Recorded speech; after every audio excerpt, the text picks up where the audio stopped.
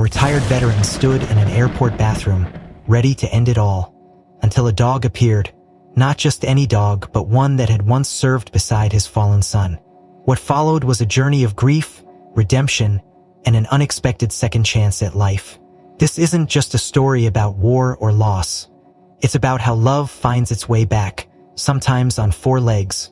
If stories like this speak to you, don't forget to like, subscribe, and you won't want to miss how one quiet moment changed everything. Jack Miller's boots clicked against the polished floor of Reagan National Airport, echoing too loudly in his own ears, despite the noise of rolling suitcases and murmured conversations around him.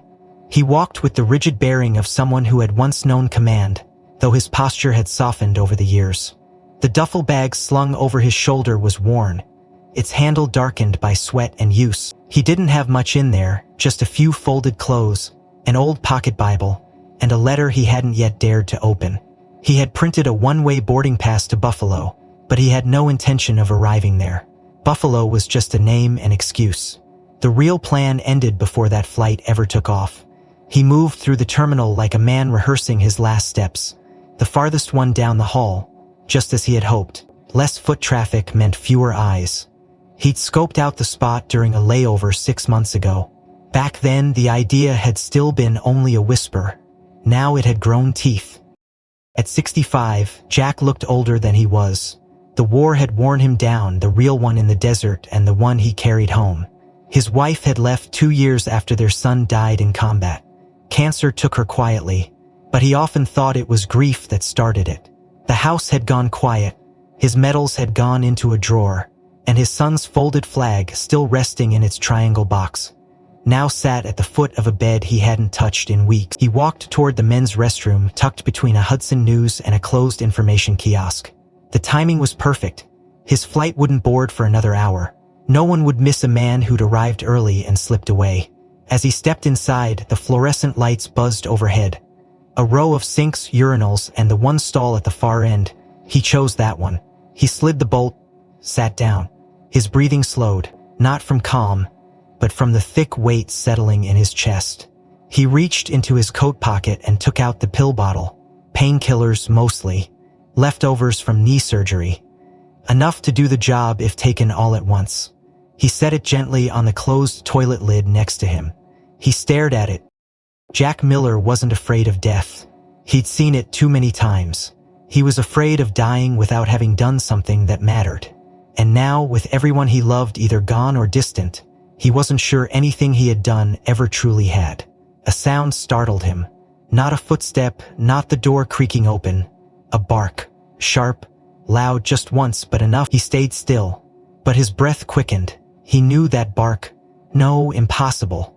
A low whine followed, just beneath the stall door. Then a familiar snuffling sound. Snout against tile. Then scratching. He opened the door. A German shepherd stood there, wearing a TSA vest, tongue half out, panting softly, tail still. Its eyes were locked onto him, not in a generic way, not like a dog greeting a stranger. It knew him, or thought it did. Jack's first instinct was annoyance, maybe anger. Dogs shouldn't be wandering into restrooms. Where the hell was its handler? Go on, he muttered, waving a hand. I'm fine.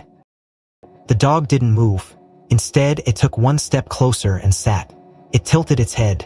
Its eyes, those eyes, doktaik so one for na dogs. Not entirely. He crouched slowly, wincing at his joints. The shepherd leaned forward, nose to his chest, and then, gently, as if it had remembered something, nudged the front of his jacket. Jack froze. Years ago, his son had told him about canine units, how some of them were trained to detect distress, emotional spikes. It's not just about bombs, his boy had said. They know when we're breaking down? This doc? Rocco? No. Couldn't be. That was his son's canine partner. He had been shipped home after that final mission. Jack had refused the offer to meet him. It had felt too close, too raw. But this dog, the shape of the scout, the scar near the left ear. He blinked hard. His voice cracked. The dog inched forward and placed a paw lightly on Jack's knee. No barking now, just presence. Someone else entered the restroom. Hurried footsteps. A voice. Rocco, there you are. A young TSA officer came into view, short of breath. "I'm sorry, sir, he must have pulled loose from the terminal checkpoint. That's not like him." Jack didn't move. He couldn't. The man walked over and clipped the leash back on. Rocco healed, but Rocco didn't move. The man looked at Jack. "You all right, sir?" Jack glanced down at the pill bottle still resting on the lid. He didn't answer, but slowly, almost with shame, he reached over and pursed it back into his pocket. "I think I will be..." The TSA agent didn't press, just nodded, sensing something fragile was happening. He's not usually like this, but when he gets fixated on someone, there's always a reason. Jack's eyes were still on the dog. "What's his name?" he asked, even though he already knew. "Rocco." The name landed like a blow to the chest. Jack smiled. It was faint, sad, but real. Rocco turned, finally, and followed the officer out. Jack didn't follow them. Not right away. But he stood. He flushed the toilet, washed his face, stared at himself in the mirror. He no longer looked like a man rehearsing death. He looked like someone who wasn't done yet. Jack Miller stood just outside the restroom, heart thudding with a rhythm he hadn't felt in years.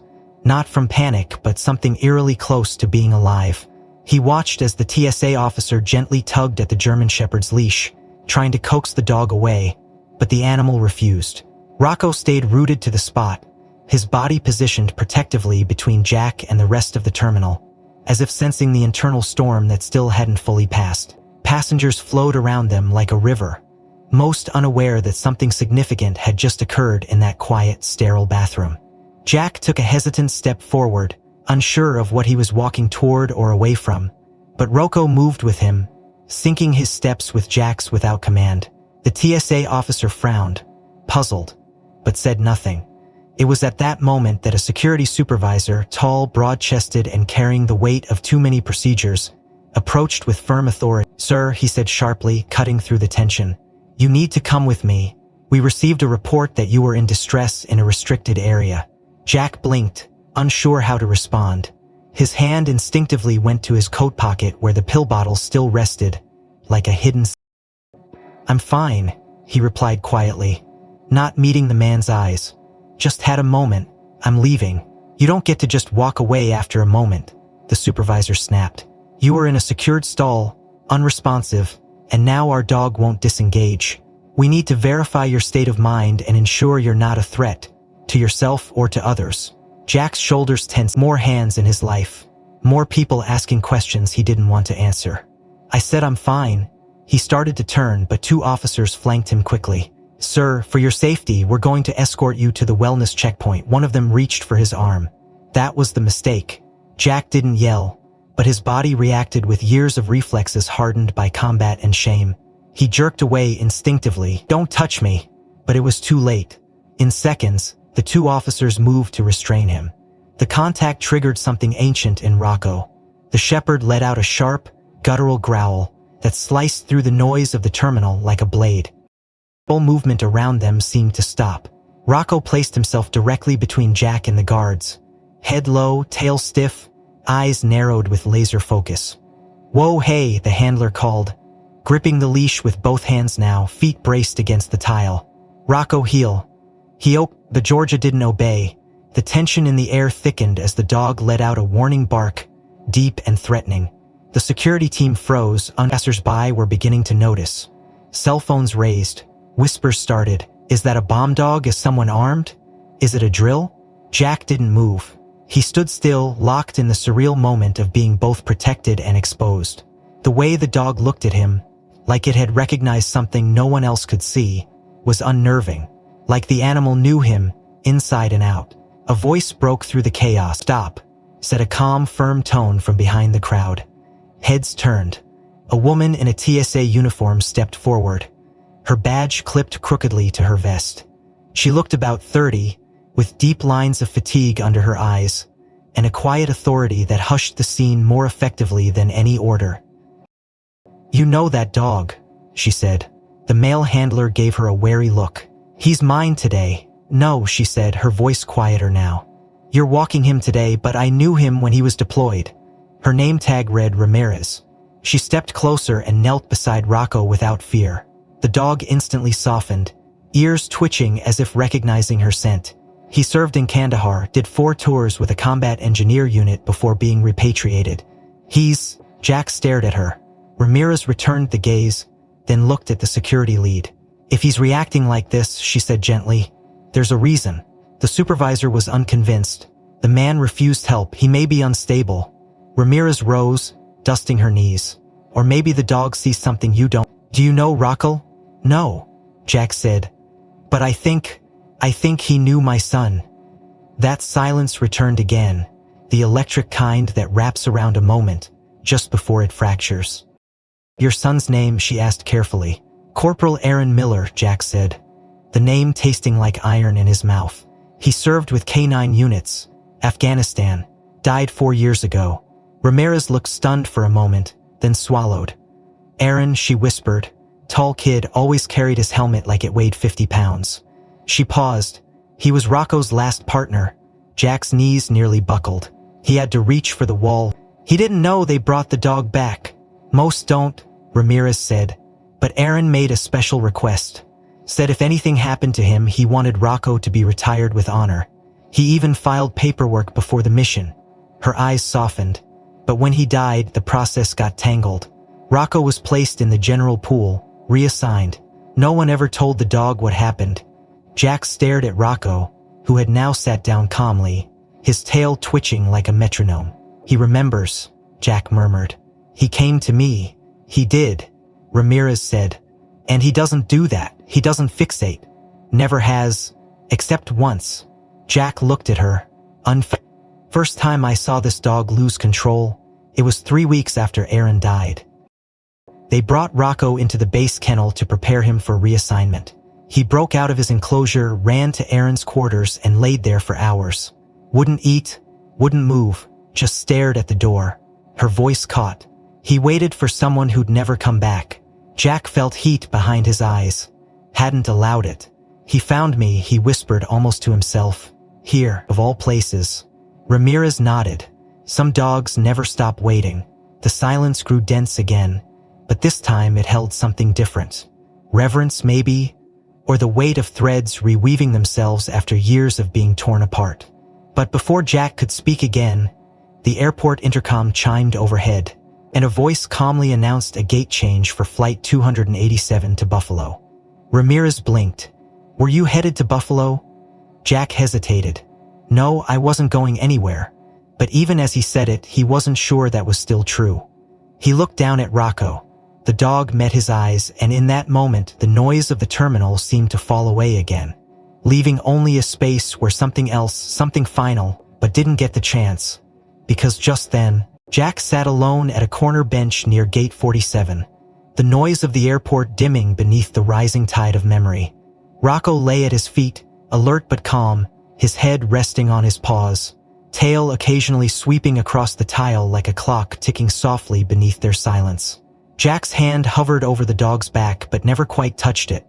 It had been years since he'd allowed himself tenderness, especially toward anything that reminded him of Aaron, but now it was unavoidable. The memories came uninvited, slow at first, then faster, like the first few drops of a storm that suddenly turns to flood. He could still hear the way Aaron had said it that night, his voice low but resolute. Dad, I enlisted. Jack had laughed at first, thinking it was some kind of joke. The boy had always been impulsive, always chasing after some fire, but this, after everything Jack had taught him about what war really did. You what? Jack had asked, the words falling like bricks. Aaron hadn't flinched. I signed the papers last week. Infantry. Deployment training starts in June. The silence after that had stretched so long Jack remembered hearing the fridge hum across the room.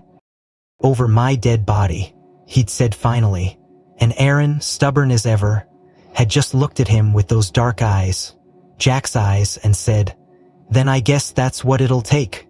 The fight that followed had been volcanic. Furniture shaken, voices raised. A door slammed so hard a picture frame sattered on the wall. Jack hadn't picked it up. He left the glass where it fell. That was the last time he saw Aaron in person. The calls after that were sparse, clipped, formal. Birthdays, holidays, surface-level conversations wrapped in barbed wire. Jack thought if he ignored it long enough, Aaron would come around, get tired, come home. But he didn't. He served, and Jack stayed silent.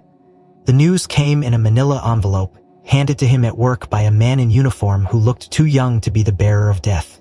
Jack hadn't cried then either. He'd just nodded, accepted the folded flag, the medals, the words. Your son was a hero, they told him.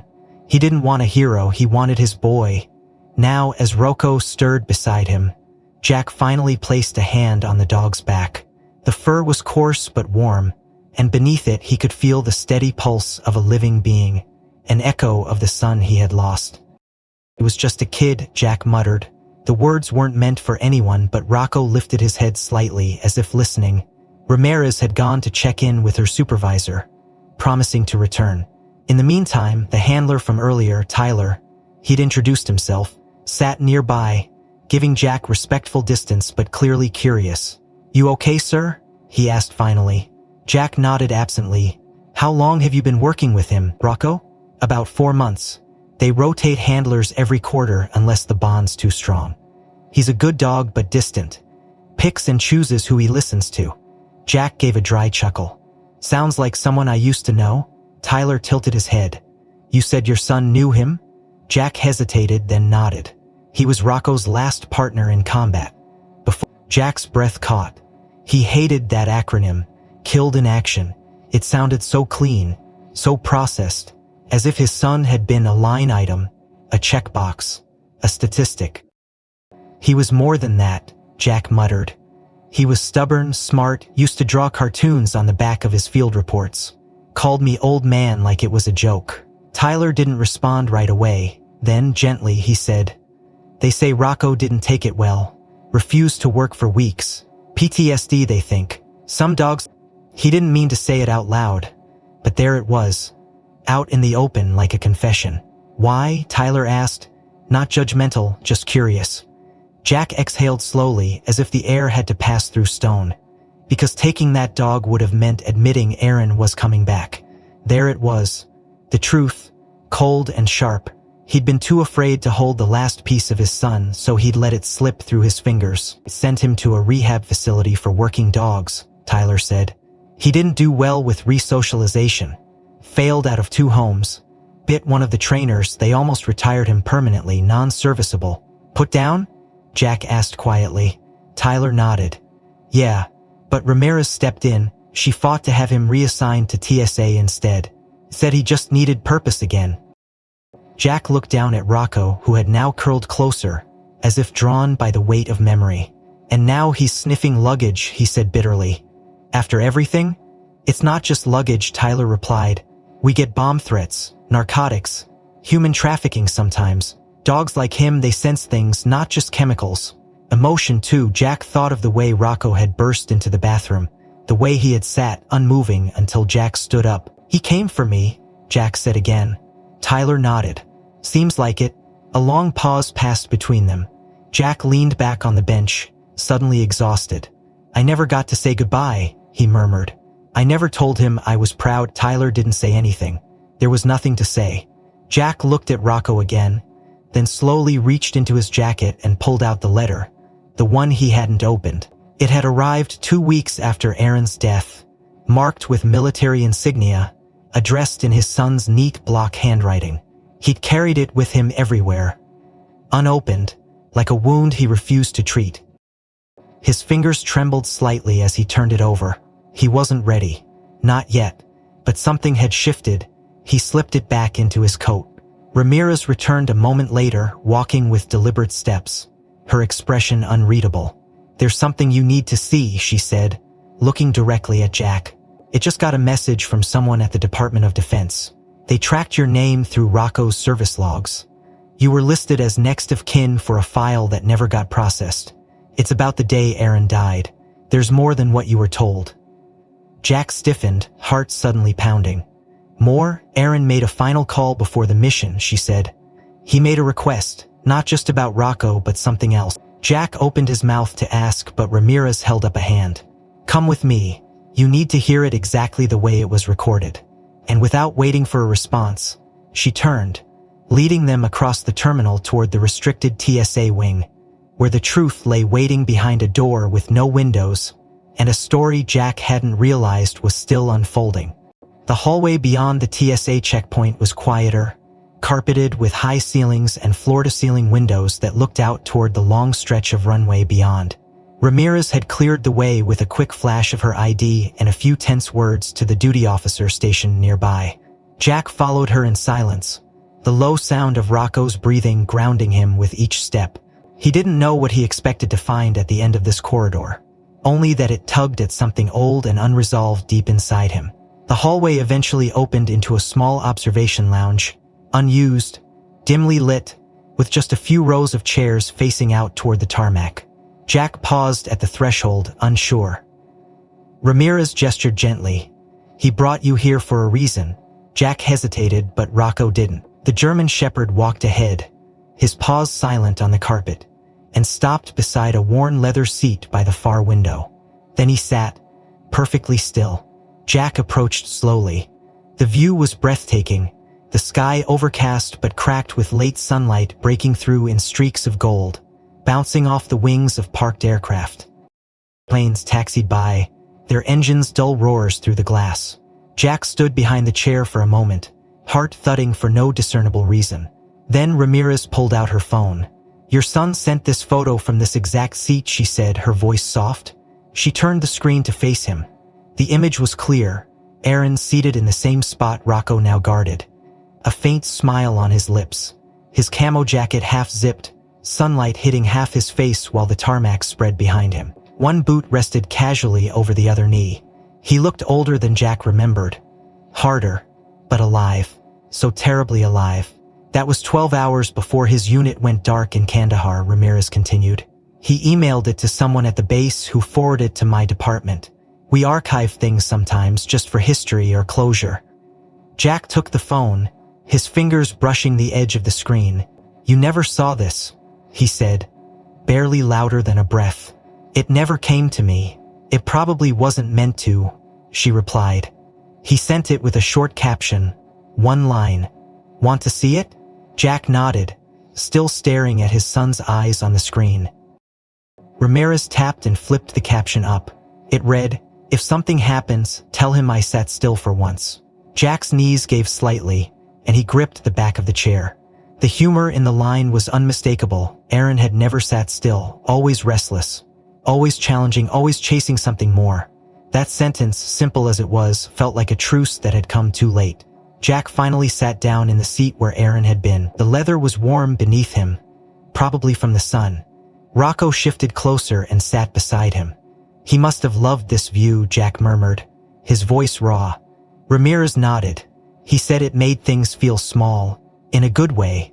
Jack stared out the window, but his vision blurred with unspilled tears. "I fought with him the last time we spoke. Told him he was making a mistake. You weren't." He had something to prove. To everyone. Maybe even to himself. Jack looked down at Rocco. "You remember him, don't you?" The dog lifted his head and blinked slowly. "He never really let go," Ramirez said. "Look at the mission. They kept Rocco under observation. Didn't eat much, didn't play. But there was this one moment." She trailed off. "What happened?" Jack asked. She turned to look at him. "About 5 months after reassignment. We had him in the main terminal for training. It was a routine day, crowded, lots of people, lots of noise. He was still adjusting to his new role, quiet, obedient, mostly detached. But then a news segment came on one of the monitors, one of those military retrospectives they run at the holidays. A tribute reel, faces of the fallen." Jack's chest tightened. Ramirez's eyes darkened at the memory. He was calm, until Aaron's face appeared. Jack turned sharply. "They showed him?" She nodded. "Just a 2X stroke, 2 probably pulled from his service profile. But Rocco saw it, I swear to you, he saw it. He was lying down at my feet, and the second that image appeared he stood, ears up, tense. And then he barked. Loud, sharp, not aggressive but insistent. It wasn't a warning bark, it was like..." Jack sat silently, letting that wash over him. "What happened after?" "He ran toward the screen," she said. Pulled hard. Almost tore the leash from my hand. The crowd didn't understand, some got scared. But he wasn't trying to hurt anyone. He just kept barking at the screen until it changed to the next soldier. Then he went quiet again. Stared. Jack didn't know how to respond. He reached into his pocket and pulled out the folded letter again, still sealed. His thumb brushed the crease. Even when I tried to, Ramirez looked at him with something close to compassion. But she didn't speak. She didn't have to. Jack looked around the observation lounge. He was here, breathing this air, watching the world move on without him. Rocco shifted and gently rested his head on Jack's shoe. Jack reached down, almost without thinking, and scratched behind his ear. "You waited too, didn't you?" he asked softly. "You waited all this time?" Ramirez's radio crackled quietly. She turned her head, responded with a simple "copy that," and turned back. "They're paging us back," she said, "but there's something else I want to show you first. Something he left in his personal file." Jack stood slowly, knees creaking, one hand on the seat as if reluctant to leave it behind. He gave the room one last look, trying to memorize it, not just with his eyes but with something. Ramirez led them back toward the security wing, her steps steady but slower now, as if matching his pace. Jack didn't speak. He couldn't. Rocco walked in stride beside him, silent and faithful until they reached the steel door again. Ramirez keyed them in. Inside, the office buzzed faintly under fluorescent lights. A young TSA officer with wire-rimmed glasses and the anxious energy of someone new on the job stood behind the counter. "You're Agent Ramirez?" he asked. "You asked for the personnel file on Miller's canine team." "That's right," she said. "Any visual data tagged to the account?" The young man nodded. "Yes, ma'am, I pulled something unusual, came from a backup server. There's a short video, unofficial, probably personal, no timestamp. Looks like it was filmed on base, maybe before deployment." Jack took a step closer. "Can I see it?" The young officer clicked a few keys, then turned the monitor toward him. The screen flickered, then stabilized. The video began to play, and Jack saw the video on the screen flickered slightly, and then Jack saw Aaron, alive, relaxed, seated cross-legged on what looked like the floor of a tent or barracks, holding a small notebook and pen. His uniform slightly rumpled, sleeves rolled up, Rocco's head resting in his lap. The camera was slightly tilted, likely propped up on a makeshift surface, and the sound was faint but clear enough. "If you're watching this," Aaron said, his voice lower than Jack remembered, steadier, "it means I didn't make it back." Jack gripped the edge of the table. The room seemed to still around him. Ramirez had stepped aside, giving him space, while Rocco, curled beside Jack's legs, remained as still as stone. "I didn't want this video to be dramatic," Aaron continued with a half-smile, glancing down at Rocco and ruffling his ears.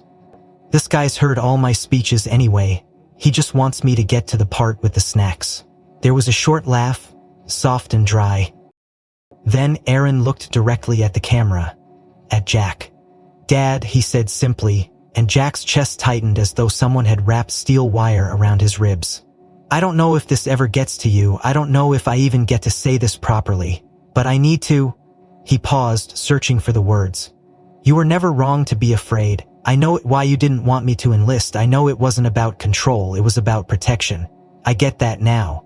His hand tightened slightly on Rocco's fur. "But I had to find something for myself. I needed to do this, not to prove you wrong, but to prove myself right.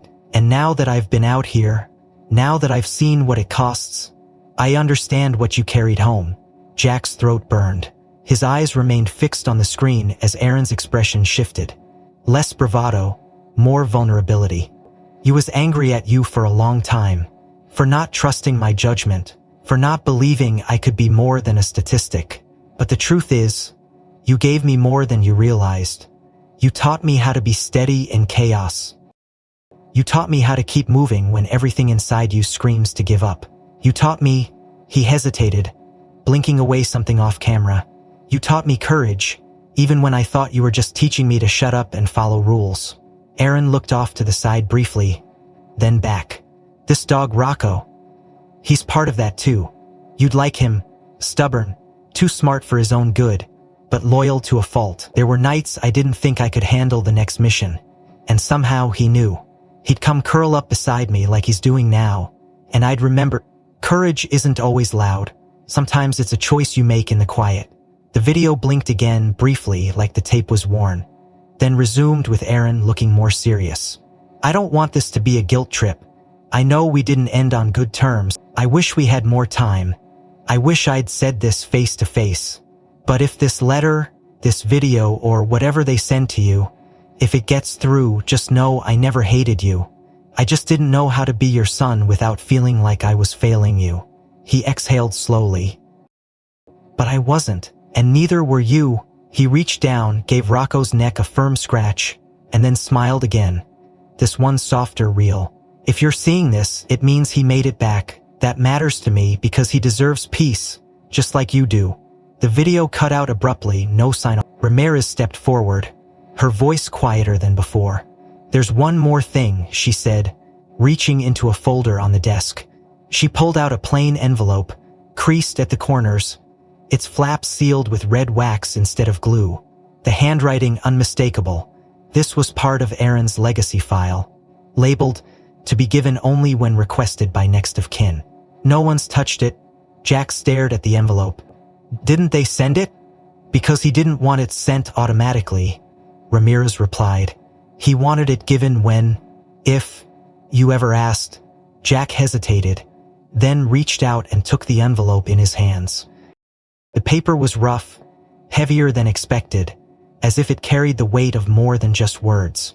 He turned it over slowly and with fingers that barely obeyed, broke the wax seal. The scent of dust and something faintly chemical met his nose. Military ink, aged paper. He unfolded the letter with care. The handwriting inside was unmistakably Aaron's. Sharp, squared edges, the kind that always leaned slightly to the left, as though each word had weight behind it. "Dad," it began, "if this is in your hands, I didn't make it. I don't want this to be the last thing you ever remember me by, but I couldn't leave without saying what I never got right in person." Jack read each word as if it were a lifeline pulling him through water. "I know we ended things rough. I know I hurt you by enlisting, and I know you were scared. I was scared too. But I needed to believe I was capable of something hard, something beyond myself. That didn't mean I stopped needing you. I wanted to call 100 times, especially when things got ugly over here. But every time I looked at Rocco and saw him holding his ground beside me, I thought of you. Of how you stood still when everything else broke around you. I finally understood that kind of strength doesn't come from pride, it comes from love. The kind that stays even when it's unspoken." Jack felt his throat close, but he kept reading. "You used to tell me courage isn't loud, it's patient. I didn't get it. Thought it was some stoic nonsense. But now I know it's how I did too. If Rocco made it home, please take care of him. He's not just a dog. He's my brother in ways even I didn't understand until it was too late. And if you can, forgive yourself for how we left things. Because I never blamed you. Not once. I just didn't know how to say thank you. For raising me, for challenging me, for loving me the way only a man who's been through hell can love his son." Jack's hand trembled at the end of the page. The last line, smudged slightly, read, "Be proud of the man you are. I always was. Your son Aaron." He folded the letter with reverence, pressing it against his chest like something sacred. The air in the room felt heavier now, not oppressive but full. Full of things unsaid, things now answered, and wounds that had waited years to be seen. Ramirez stepped away, her hand briefly resting on his shoulder in silent respect. And Jack looked down at Rocco, who stared at him. "He asked me to take care of you," Jack whispered. "Guess that means you're stuck with me now." Rocco blinked slowly, and then, without warning, he stood and began to walk, slow and deliberate, toward the exit of the office, his head turning back just once as if to say, "Follow me." Jack hesitated, then picked up the letter, folded it into the inside pocket of his coat, and followed Rocco out the door into the bright, waiting light of the corridor, where something else, something unspoken, was beginning to stir again. Jack followed Rocco down the long corridor, the scent of terminal coffee and jet fuel mingling strangely with the flood of emotions coursing through him. The letter in his jacket felt heavier now, not because of its physical weight, but because it had unsealed something inside him. Grief, yes, but also a strange, painful kind of grace. Rocco walked with quiet purpose, tail low but swaying, occasionally glancing back as if to make sure Jack was still there, still following, still choosing to move forward. They emerged into a quieter concourse near Gate C-19, where fewer travelers passed and the lighting grew softer, more ambient. A cluster of chairs surrounded a makeshift relaxation area. Brightly colored rugs, a few beanbags, children's books scattered across a side table. A small sign read, "Therapy Dog Station, Pause and Breathe." At the center of the setup was a woman kneeling beside a golden retriever who lay belly up as a child giggled and scratched its fur. The woman looked up when she heard Rocco's footsteps and smiled instinctively. She had soft brown skin, hair pulled into a practical bun, and wore a vest labeled Volunteer Vet Support Program. Her name tag read Dr. Lena Parks. Her gaze shifted from Rocco to Jack and back again, and something in her face changed, like recognition meeting memory. "Rocco?" she asked quietly, rising to her feet. The shepherd trotted over to her, pressing his forehead briefly against her knee in a motion that seemed half reverent, half grateful. Jack stood behind, unsure of his place in the moment. Lena looked at him, really looked, and then exhaled slowly as if something long buried had just surfaced. "You're Aaron's father," she said. Jack blinked, stunned. "You knew my son?" "Yes," she said. "I owe him my life." Jack opened his mouth, but no sound came. Lena stepped closer, her tone steady but quiet enough to keep the nearby children from noticing the sudden shift in energy. "He was part of the humanitarian unit embedded with a Marine detachment near Kandahar. Mostly livestock vaccinations, clean water systems, trauma care. I'm not military, I was just a civilian volunteer. But we ended up in the wrong place at the wrong time." Jack listened, his pulse pounding. "Our convoy hit an IED. The blast took out the lead vehicle. I was in the second truck, dazed, ears ringing, smoke everywhere, people screaming. We tried to regroup, but we were pinned.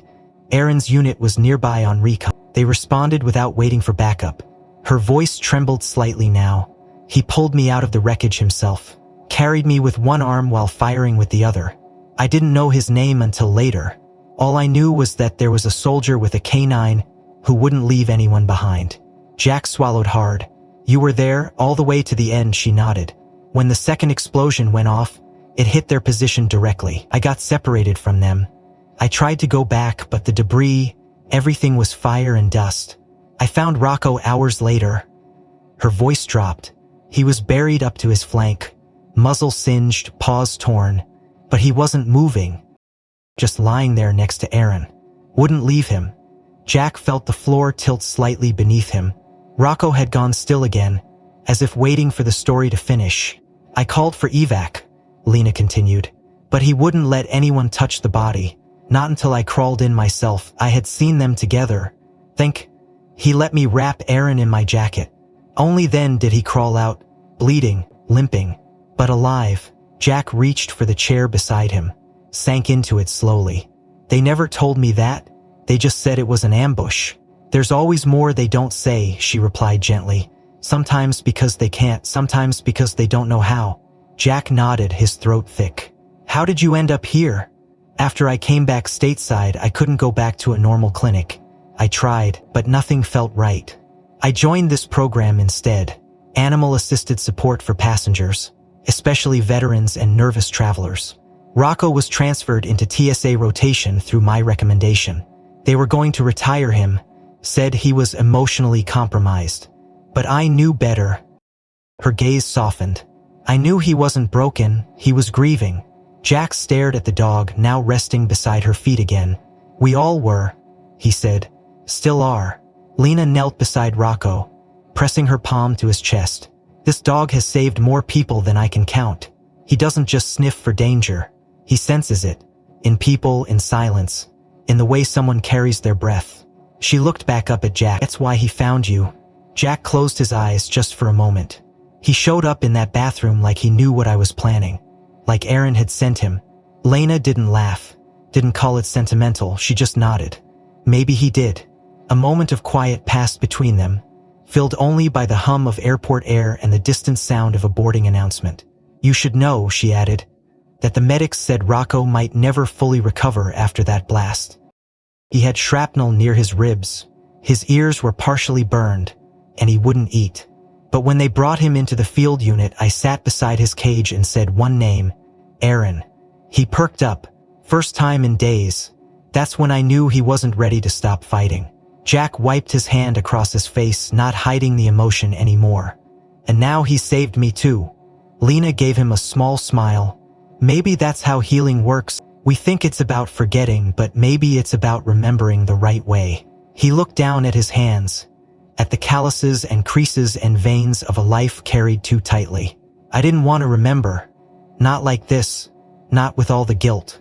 Then remember with gratitude, she said softly. You raised a man who didn't hesitate to save others. And now, through Rocco, that courage lives on. Jack met her gaze. You think I can still do something with it? With what's left of me? Lena stood, brushing her knees. I think you already have. But there's more if you want it. Just then, her radio crackled again. A voice came through, muffled but clear. Volunteer support needed near Gate B12. Possible veteran distress assistance requested. Lena's eyes flicked to Jack. Want to come with me? Jack looked at Rocco, who was already rising to his feet, ears alert, posture steady, and for the first time in years, Jack stood without hesitation. Lead the way, he said, his voice quiet but firm, his steps already aligning with the sound of the call still echoing from the radio. As Jack followed Lena and Rocco down the concourse toward Gate B12, the airport seemed different. Quieter, not in sound but in weight. Every sign, every gate number, every face passing by felt tethered to something larger. Something that connected the mundane to the deeply human. Rocco moved with purpose again, eyes alert, posture upright but calm, and Jack matched his stride without hesitation. He no longer walked like a man escaping. He walked like someone returning. When they reached the distressed veteran, a young Marine with trembling hands and clenched jaw sitting alone against a window, Lena knelt gently and offered the soft presence of her golden retriever. Jack simply stood nearby, watching how the presence of a dog could do what words often couldn't. Ground a person.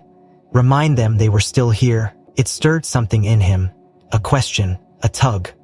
A quiet echo that whispered, what now?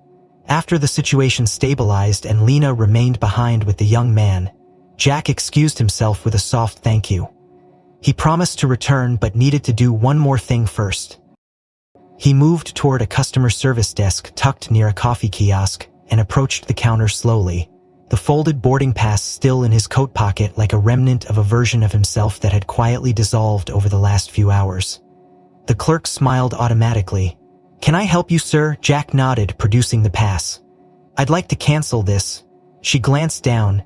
This is for Buffalo one way. Yeah, he said. I won't be taking it. Would you like to rebook for another day? He thought about it. Thought about how final the destination had once felt. No, he replied steady. I think I'll stay where I am for a bit. She nodded, tapped a few keys and slid the pass back to him with the top corner stamped cancellate. The moment felt heavier than expected.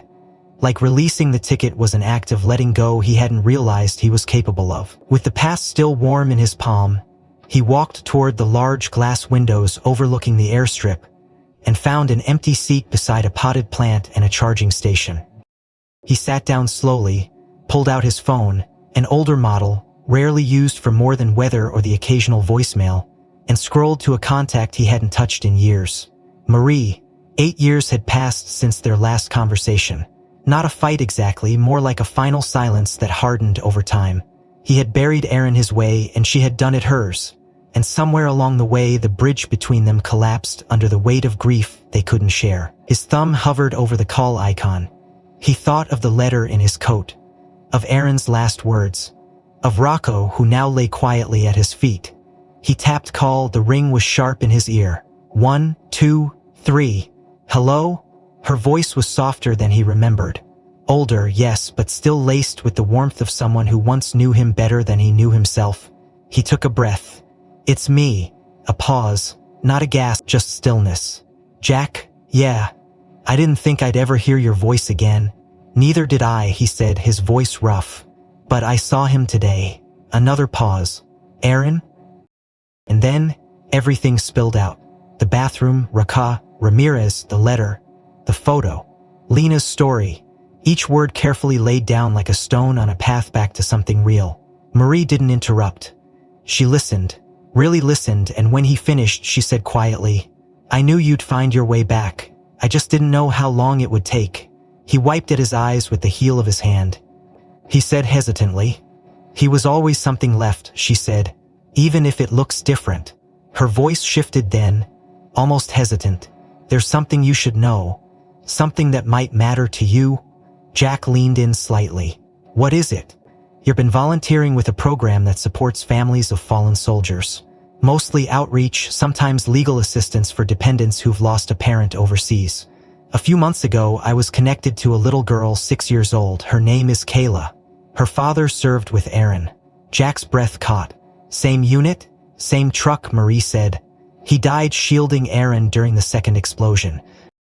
They never found Kayla's mother, deported, disappeared. The system flagged her as unadoptable, too complex. I couldn't accept that." Jack went still. "Marie, I filed the paperwork," she said gently. "3 weeks ago, the court granted guardianship. She lives with me now. Her room is next to where Aaron's used to be. She calls me Miss Marie for now. We're figuring it out together." Jack stared out the window, the sky impossibly wide. "Why didn't you tell me?" "Because I didn't know if it would matter to you anymore," she said. Not bitter, just honest. "You've been gone, Jack. You didn't just lose Aaron, you left everything else too. I wasn't sure you'd want to come back." "I didn't," he said softly. "Until today." A long pause hung between them. "Would you want to meet her?" she asked. "One day?" Jack closed his eyes. "Yeah, I think I'd like that." He felt something loosen in his chest. Not grief, not yet peace, but space. A place where maybe something could grow again. "Does she know about her father?" "Not yet. Just the outlines. I've been waiting for the right way to tell her. I thought maybe one day, when she's ready, maybe you could help." Jack looked down at Rocco, who seemed to understand something was shifting again. "I think Rocco might be able to help too." Marie laughed softly. "God, I haven't heard that name in years." "He's been through hell," Jack said. "But he's still here, just like us." Another silence, this one easier. Then Marie's voice again, quiet but full. "There's still time, Jack. Not to fix it all, but to begin again." He nodded, even though she couldn't see him. "Then maybe I'll come visit, maybe soon. You'll have a room here," she said. "Always." Jack ended the call slowly, setting the phone down beside him. The sun now spilling golden light across the gate area as announcements hummed in the distance. He sat still, not in grief, but in something new. Something that for the first time in years felt like hope. Rocco stirred beside him, ears twitching, head turning toward the hallway again, like he already sensed the next step waiting quietly just ahead. 3 days after that call with Marie, Jack found himself standing in front of a modest suburban house just outside Alexandria. The neighborhood was quiet, full of mature trees, tidy driveways, and the occasional American flag fluttering lazily in the breeze. Rocco sat beside him in the passenger seat, eyes alert but calm, as if he too understood that this visit was different. Jack had trimmed his beard that morning, not out of vanity but because he wanted to be recognized, wanted to be seen for who he was now, someone trying. He had even stopped by a small pet store on the way to pick up a soft blue collar with Aaron's name stitched into it in gold thread. It wasn't for ownership. It was for remembrance. He climbed the steps slowly, the letter from Aaron tucked safely inside his inner pocket, and rang the bell with a breath held deep in his chest. The door opened to reveal Marie, wearing a soft gray sweater and the kind of expression that comes only with equal parts nervousness and hope. "You made it," she said. "I wasn't sure you would." "I said I would," Jack replied, offering a faint smile. "I meant—" She stepped aside, letting him in. The house smelled of fresh bread and lemon polish, and somewhere from the back a wind chime tinkled gently through an open window. "She's in the living room," Marie said, voice lowering. "She doesn't know you're her father's friend yet, just that someone special is coming by." Jack's boots made almost no sound on the carpet as he walked down the hall. Rocco padded beside him, sniffing quietly, and then, around the corner, Jack saw her. Kayla, 6 years old, thin frame, wild dark curls that fell past her shoulders. Seated cross-legged on a colorful rug surrounded by scattered crayons and an unfinished puzzle of the solar system. She looked up. Her eyes were wide, alert, and uncertain. Eyes that had seen too much too young. For a brief second, she stiffened. Then her gaze dropped and she saw Rocco. The transformation was immediate. Without hesitation, she stood, took 2 steps forward, and then, while everyone watched with held breath, she dropped to her knees and wrapped her arms around the dog's neck. Rocco didn't flinch. He leaned into her gently, like he'd done it 1,000 times. Jack froze. Marie stood behind him, one hand over her mouth. She whispered, but didn't finish the sentence. Kayla didn't speak, she just held Rocco, her tiny fingers gripping his fur with desperate familiarity, as if clinging to something she hadn't realized she'd been missing. Rocco blinked slowly, tail wagging once. Jack knelt beside them, careful not to intrude, and saw her eyes close as she leaned her cheek against Rocco's shoulder. It was not the reaction he had prepared for. He had expected fear, hesitation, even tears. Not this. Marie approached quietly and knelt across from them, her voice gentle. "Kayla," she said softly, "this is Jack. He knew your daddy." The girl's eyes flicked up at him briefly, studying him with caution but not fear. Then she turned back to Rocco and resumed petting him silently. "She hasn't touched anyone like that since she came," Marie murmured. "Not even me." Jack looked down at the little girl, her face half hidden in fur, and something in him folded inward, some tight, rusted part of his heart finally giving way. "You knows," he whispered. Later that afternoon, Marie pulled out a thin folder marked Kayla Jamison intake file. Inside were sparse notes from her early sessions with the trauma support team, observations, behavior assessments, one or two rough sketches in crayon with erratic scribbles. But it was the final page that held Jack's breath. A handwritten note from a pediatric psychologist dated 5 months earlier. Subject: avoids eye contact, does not initiate interaction, displays acute fear of male voices. Exception occurred during 3rd session when shown photos of U.S. military K9s. Upon seeing one image in particular, black and tan German Shepherd with facial scar, subject whispered the word Rocco. Jack blinked, rereading it slowly. He didn't understand it at the time. Thought maybe it was something from her dad's letters or stories. "We had no way to connect it to you or Aaron," she remembered, Jack said. "Not just him, not just her dad. The dog?" Marie nodded. "They say trauma can bury things deep, but some bonds looked like a painting, like something sacred. She doesn't know what he means yet," Marie added softly, "but she feels it." Jack felt the weight of Aaron's letter in his pocket again. He wrote that Rocco was his brother, he said. Maybe now he's hers too. They sat in silence for a while, just watching. Outside, the sky had begun to shift into evening, casting soft golden light across the hardwood floors. "You know," Marie said after a while, "I kept wondering how we'd explain her dad's death, how we'd make it real but not too heavy. But now I think maybe Rocco will help us tell it. Not with words, just presence." Jack nodded. Sometimes that's enough. He didn't ask what came next, didn't try to define what this meant or what she'd like to say about. All he knew was that something broken had found a new seam, a new thread, pulling them all quietly toward each other, and for the first time in years, he wasn't afraid to follow it. Rocco stirred gently, ears twitching, then rested his head on Kayla's leg as if settling in for something long unused, something he knew now had just begun. 6 weeks later, Jack stood in the familiar hum of Terminal B, the TSA-approved K9 volunteer vest fitting a little looser than expected, but feeling more natural than any uniform he'd worn in his life. Rocco trotted beside him, tail gently swaying, a soft calm spreading wherever he moved, as if the dog's very presence whispered to travelers, "You're not alone." The moment he saw how one touch from Rocco had crumbled 6 months of silence in a child, he knew he couldn't just go back to drifting. Something in him had reconnected, like a light switch flipped by grief but powered by something deeper. Purpose. Volunteering in the K9 Comfort Program wasn't glamorous. It meant early mornings, badge checks, wearing the same vest every day, but it also meant moments that were quiet and sacred, the kind where a dog's head resting in a lap said more than any therapist ever could.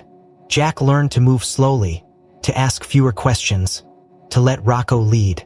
Veterans in wheelchairs, teenage boys with shaking knees before their first flight, mothers rocking babies with eyes full of something unspoken. Rocco went to them all. Jack followed, not as a savior but as a witness, and in the quiet moments between flights, between gate changes and elevator beeps, people opened up. One afternoon, as they passed gate A22, a boy no older than 12 sat curled up on a bench, his hoodie drawn over his face, rocking slightly. A TSA agent flagged Jack down quietly. "Anxious flyer," she whispered. "Parents tried, no use. He's been like that for half an hour." Jack approached slowly, Rocco beside him, not forcing anything. The boy lifted his head slightly at the sound of paws on tile, and in that instant, something shifted. Rocco didn't sit, didn't bark. He simply stepped closer and leaned gently against the boy's knees.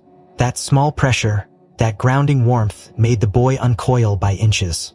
Jack didn't say much, just dropped to one knee, kept his distance. "He's good at this," he said quietly. "Had a lot of practice."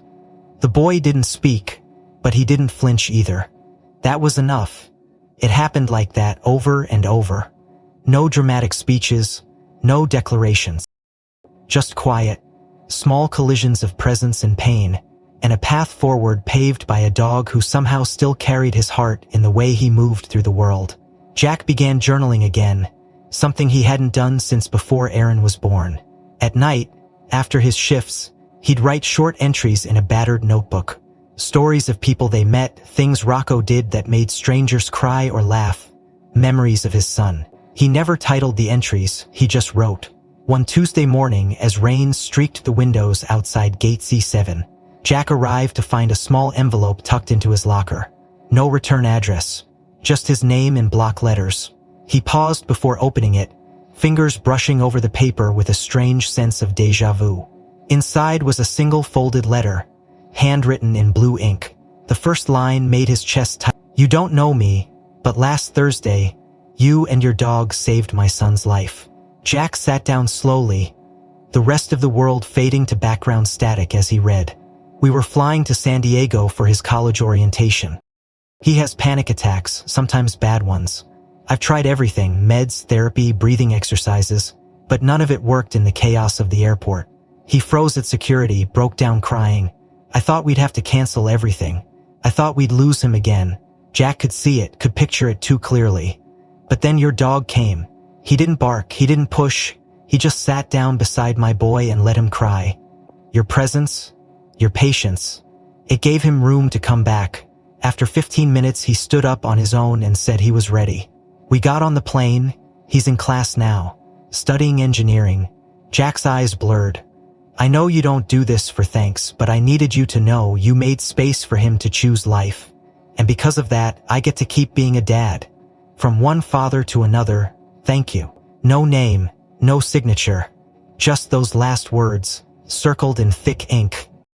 Jack folded the letter slowly, tucked it into the front pocket of his vest. He didn't need a name. The knowing was enough. Later that evening, as he and Rocco walked the terminal one last time before clocking out, he stopped at a large window overlooking the tarmac. The same kind of window where Aaron had once sent his last photo. Jack took a seat and let Rocco settle beside him. He reached into his pocket, pulled out his notebook and added one more line. "It's what you choose to carry forward." Rocco blinked up at him, then rested his chin on Jack's boot. Travelers moved past them without pause, their rolling bags humming over the tile, their voices rising and falling like waves. Jack didn't move. He just sat, watching the sky change color, thinking of a little girl with curls who finally spoke, of a boy who stepped onto a plane, of a son who never got to come home, and of a dog who somehow brought them all together. The auditorium was quiet except for the occasional shuffle of chairs and the soft hum of the sound system warming up. Folded flags sat neatly on display across the front row, flanked by framed photos of fallen service members, each one anchored by a single white rose in a narrow glass vase. The air carried the kind of reverence that silenced even the smallest of coughs, the deepest of sighs. Jack stood backstage, smoothing the front of his jacket with fingers that trembled more from memory than nerves. Rocco sat beside him, wearing a freshly brushed coat and a simple dark blue bandana, with the seal of the U.S. Army embroidered at the corner. He didn't fidget. He never did. He just waited, like he always had, steady and silent. Jack had been invited to speak by the event committee after someone forwarded them a copy of the anonymous letter he had received, along with a few clippings from the airport volunteer program's internal newsletter. Apparently, someone had written about the boy at Gate A22, and someone else had written about Kayla, and somewhere along the line, Jack's name had found its way into more inboxes than he ever intended. He had said no at first. Said he wasn't the type to stand behind a podium. But Marie had placed her hand gently over his and said, "You already speak. Every time you show up with Rocco, you're telling a story. Maybe now it's time to give it words." So here he was. The MC's voice came through the speakers. "Our final story tonight comes not from a general or a decorated hero, but from a man whose courage came quietly long after the war had ended. Please welcome Mr. Jack Miller and his..." The applause was soft, respectful. Jack stepped into the light slowly, Rocco walking beside him. The room wasn't large, but the faces staring back at him, Gold Star families, veterans, active duty officers, teens in ROTC uniforms, each one carried a weight he didn't take lightly. He reached the podium, took a deep breath, and began. "My name is Jack," he said simply. "I'm a father, a veteran, and I almost didn't make it here tonight." The silence that followed wasn't empty. It was listening. "About a year ago," he continued, voice steadier than he expected, "I sat on the cold floor of an airport bathroom, staring at a one-way ticket and believing there was nothing left in me worth saving. I had lost my son in Afghanistan. I had lost my marriage, and in a lot of ways I had lost myself." He paused. "But someone found me. Someone I never expected. A dog." There was a soft murmur of recognition, a few knowing nods. Rocco blinked up at him, still sitting quietly by his feet. He came into that bathroom without warning, sat beside me, and refused to leave. I didn't know his name then, didn't know his story. What I didn't know, what I couldn't have known, was that this dog had once served alongside my son, that he had returned home after the mission where Aaron didn't, and that somehow, against every odd, he found me. Jack let that land. That night should have ended everything. Instead, it began again. Rocco led me out of that place, literally and figuratively. He reintroduced me to the world, to my ex-wife who had adopted the daughter of one of Aaron's fallen teammates, to a child who hadn't spoken in months, but whispered Rocco's name like it was a promise, to strangers in terminals who now carried his photo in their wallet because of a moment he gave them in silence. He stepped away from the podium and knelt beside the dog. This animal doesn't speak, but what he's taught me about presence, about loyalty, about love that lingers even in the dark, it's more than words ever could. Jack stood again, looking out across the rows of faces. I've seen grief break people. I've been one of them. But I've also seen it become something else, an ember, not a flame. Something you can carry forward, something that keeps others warm. He drew a breath. That's why I'm standing here tonight, because of Rocco, because of Aaron. Because somewhere along the way their bond didn't end, it just found a new form. And because if you're in a place where the silence feels heavier than your heart, I want you to know someone's still walking beside you." He didn't wait for applause. He simply stepped back, gave Rocco a small nod, and exited the stage to a silence more powerful than any standing ovation. The room erupted only after he passed the curtain, when people had a moment to exhale and realized what they'd just heard. Over the next few days, the story moved quickly. A recording of his speech, shared by a local news station, spread across veterans forums and social media. Emails poured in, some from soldiers who hadn't spoken about their losses in years, others from parents, therapists, teachers. One message simply said, "You gave me back my tomorrow." Jack read each one slowly, carefully. He didn't try to reply to them all. Instead, he printed the messages out and placed them in a small box on the bookshelf beside Aaron's photo. A few he read aloud to Kayla, who sat cross-legged with a coloring book while Rocco lay quietly between them. She would look up occasionally, listening more than reacting, but always with a glint in her eye that hadn't been there before. On a quiet Sunday morning, just before dawn, Jack sat with Rocco on the front porch of Marie's house, coffle in one hand, the sky stretching out soft and pink across the neighborhood rooftops. The air smelled of early spring, earthy, sharp, alive. He reached down, placed his hand gently on Rocco's head, and whispered with a voice full of peace and something more tender than he had ever allowed himself before. "You came home, son. Just not in the way I expected." Rocco didn't move, didn't blink. He just leaned into Jack's touch, eyes closing slowly as if he too understood that the long journey had come full circle. Not in endings, but in the kind of quiet return that doesn't need words to be real. If this story moved you, consider liking and subscribing so you won't miss the next one. I'd love to hear your thoughts. What part stayed with you the most? And where in the world are you watching from? Let me know in the comments below.